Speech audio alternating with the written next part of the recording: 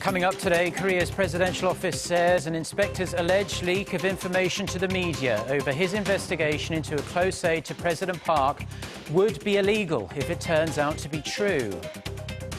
Samsung's latest smartphone, the Galaxy Note 7, hit shelves in 10 countries around the world. The company has already received 400,000 pre-orders for the device in Korea alone.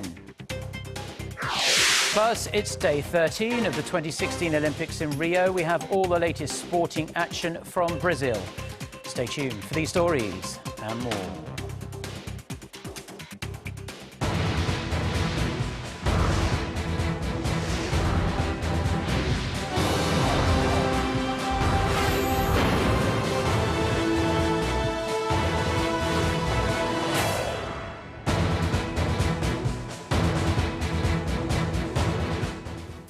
Hello, it's noon on Friday, the 19th of August. You're tuned in to our midday newscast here on Arirang TV. Thank you ever so much for joining us today. I'm Mark Broom.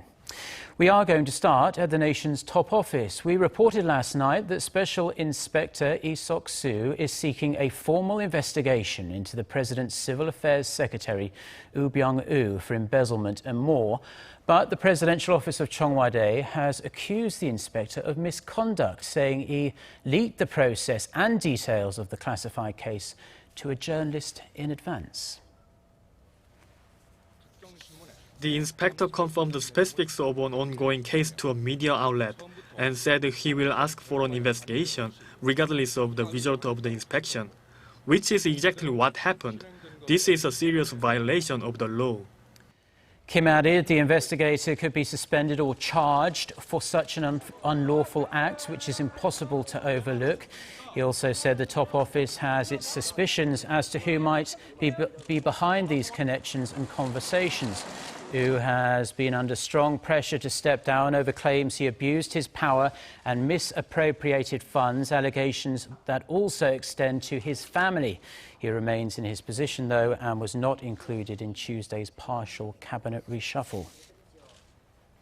North Korea has remained tight-lipped on the defection to South Korea of one of its most influential diplomats.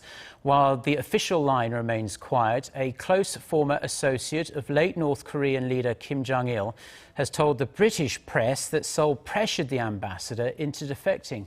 Our Gonsoa has the details. South Korea's intelligence authorities either forced Tae Yong-ho, North Korea's deputy ambassador to the UK, to defect or bribed him to do so. That's what Kim Myung-chul, executive director of the Tokyo-based Center for Korean-American Peace, regarded as North Korea's unofficial spokesperson, has claimed in an interview with the British daily The Telegraph. He's also a close former associate of late North Korean leader Kim Jong-il. Kim Myung-chul said there was no way Tae would defect of his own free will, saying it's part of a typical tactic used by South Korea's intelligence agencies to make the North Korean regime collapse.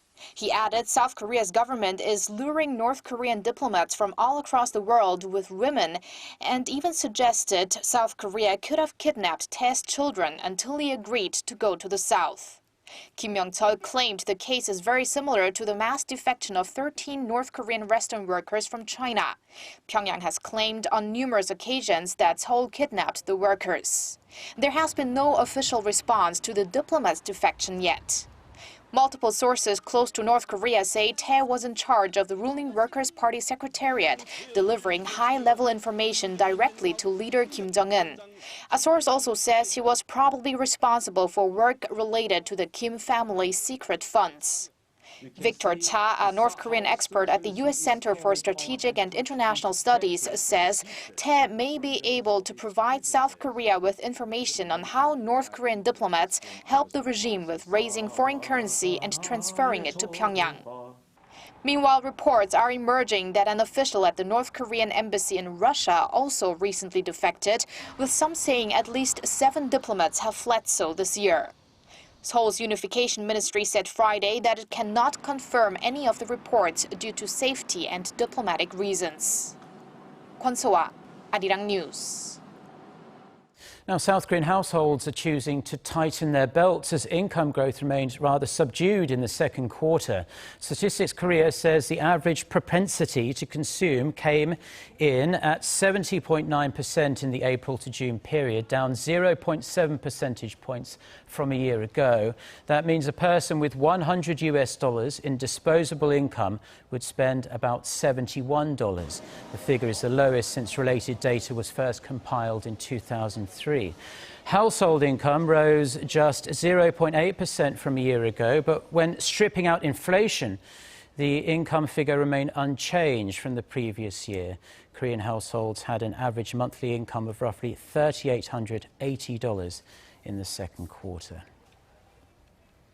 Korea's producer prices dipped for the first time in 4 months in July. The Bank of Korea says the prices fell 0.1% last month from June. The drop comes mainly on the back of a decline in global oil prices. Dubai crude, Korea's benchmark, fell over 8% in July. Prices of manufactured products fell 0.1% from the month before, while those of agricultural and fisheries goods gained 0.6%. Utility prices fell 2% during the same period. When compared to a year earlier, producer prices were down 2.4% last month.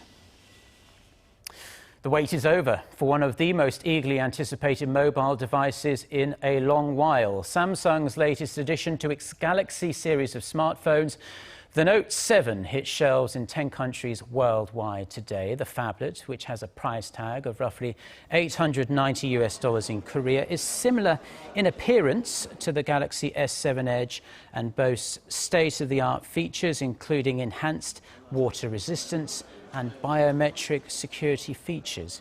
Pre-orders in Korea came to roughly 400,000, which is about triple what it was for the Galaxy S7 released back in March. Foreign tourists are spending more money here in Korea. The Bank of Korea says credit card spending by non-resident foreigners reached $2.8 billion in the second quarter of this year, up more than 10% from the previous quarter. Now, this is largely due to an influx of foreign tourists in the second quarter, especially from China, as the country celebrated its Qingming Festival, which is a big national holiday that falls in April. A number of foreign tourists who came to Korea in quarter two increased by about 35% compared to the previous quarter. Koreans' overseas credit card spending in the same period rose by 5% to about $3.4 billion.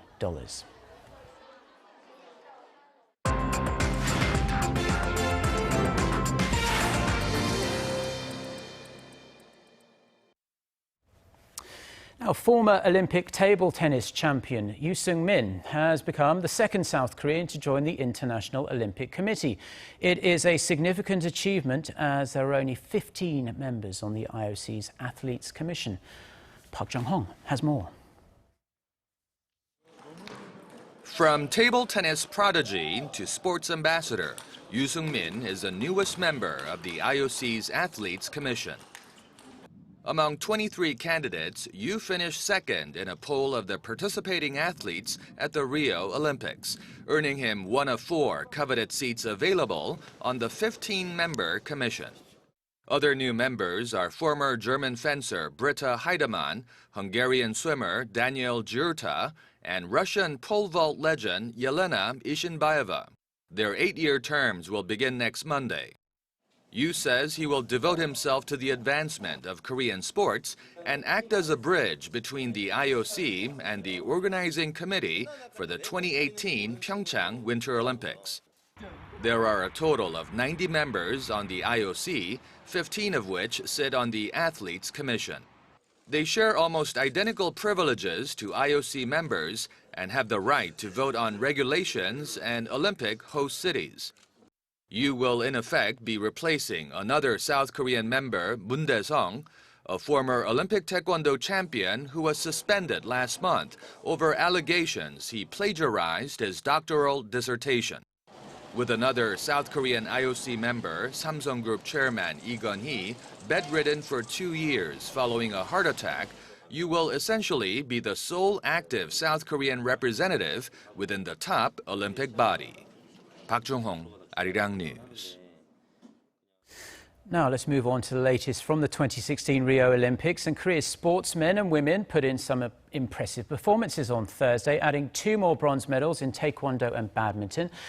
There are only 3 days left of this year's Olympics, but the nation is giving its all to finish the Games as strongly as possible. We have our Eun Shin with us today. Eun Shin, 2 more medals and a pretty exciting day for Team Korea. Right, so let's start with the bronze pickup in men's Taekwondo. I think a lot of people in Korea are familiar by now with this repechage stage in Taekwondo, sort of a second chance at a medal given to those who lost in the first round. It's how Korea's Kim Tae-hoon was able to come back from his defeat to eventually claim bronze on Wednesday in the men's 58-kilo class. And on Thursday, Lee Dae-hoon also overcame his loss in the round of 16 and claimed victory in the 2 follow-up matches to eventually snag a bronze in the 68-kilo category. Lee defeated Gofran Ahmed from Egypt and in the repechage match, and then beat Jode Ashman from Belgium 11-7 in the bronze medal match. The medal-winning performance by Lee, who won a Taekwondo silver in London 4 years ago, means Korea has racked up 3 medals from men's and women's Taekwondo in Rio. Now let's talk about that other medal from Team Korea, a bronze in women's badminton doubles. Smashing their way to the podium, Jeong Kyung-eun and Shin Seung-chan beat a duo from China ranked 2nd in the world, 2-0. From the beginning, the victory never looked in doubt, with Jeong's quick defense and Shin's accurate drop shots overpowering the Chinese pair. As all the other Korean players failed to go beyond the quarters in badminton this year, the team's swift victory, though it may not be a golden one, is highly valued. In addition to winning a medal in badminton, Team Korea is on top of its game in women's golf. After the second round, Park Inbee is in a commanding position, top of the leaderboard on 10 under par. The world's number 5 and winner of 7 LPGA titles finished the second round strongly, holding 3 birdies on the final 4 holes. But plenty of great players remain within striking distance. World number 7, Stacey Lewis of the U.S. is second, just 1 shot behind Park. Korea's Kim Se-young is on 3 under par, 7 shots behind the leader. And the top-ranked Korean-born New Zealander Lydia Ko is also on 3 under at the halfway point. Moving on to athletics, the men's 200-meter final just wrapped up about an hour ago, and Usain Bolt picked up his 2nd gold of the Rio Olympics, his 8th overall. But at this point, Bolt doesn't even aim for gold anymore. He's competing with himself. Before the game started, he said that he could break his own world record and come in under 19 seconds in the 200. So his time of 19.78 may explain his frown right after the match, even though he was ahead of Andre de Grasse of Canada. It may have been under a slow time, but for the rest of the world, the Jamaican sprinting star is still living up to his nickname, Lightning Bolt. And following in Usain Bolt's golden footsteps, Elaine Thompson has solidified Jamaica's supremacy in the sprint events. The first-time Olympian picked up her 2nd gold in the women's 200-meter event on Thursday, finishing with a time of 21.78 seconds. Thompson is now eagerly awaiting the 4x100-meter final on Friday, with hopes of finishing her stay in Rio with 3 golds. That's all for Thursday, and now let's take a look at the event schedule for Friday.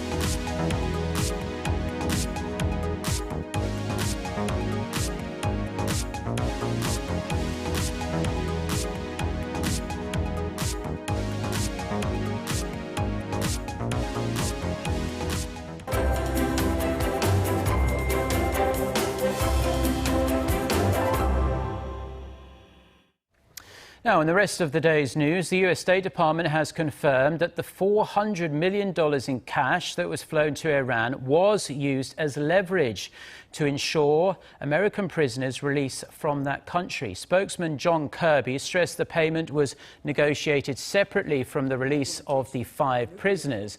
but said it was not handed over until the Americans were out of Iran. The White House has denied claims it paid a ransom for the release. It said the cash was part of a long-standing financial dispute with Iran from before the 1979 Islamic Revolution. The Americans were freed in January in exchange for 7 detained Iranians. The US airlifted the $400 million on the same day. Now, images of a small Syrian boy covered in dust and blood have gone viral on social media. The confused and scared look on his face has captured the attention of people around the world, serving as a reminder of the horrors of the ongoing conflict there. Park Se-young has the details. A little boy is pulled from the rubble of a building hit by airstrikes in Aleppo, Syria. He's covered in blood and dust and is sitting silently in an ambulance. He wipes his face and looks surprised to see blood on his hands. The image of the boy, identified by a doctor as 5-year-old Omran Dagnish, has captured the world's attention after going viral on social media, once again serving as a reminder of the horrors of the conflict. Omran was rescued on Wednesday with 4 other children. They were all transferred to a local hospital, one of a shrinking number of facilities that hasn't been touched by the airstrikes that are now routine. Earlier this week, Russian warplanes flying from an Iranian airbase struck several locations in Syria, including Aleppo. About 2 million residents in the city are without power, water, and vital supplies as markets, electrical lines, and water pumps have been destroyed. The United Nations has long called for a pause in the fighting to allow for deliveries and evacuations. We ask for at least a pause of 48 hours. We insist on this in order to make anything meaningful for Aleppo. Since the Syrian civil war began in 2011, thousands of people have been killed, including 4,500 children. Park Se-young, Arirang News.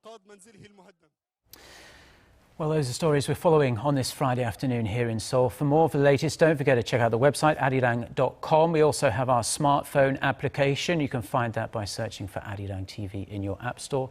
Have a great day, and if we don't see you, a fantastic weekend. Goodbye.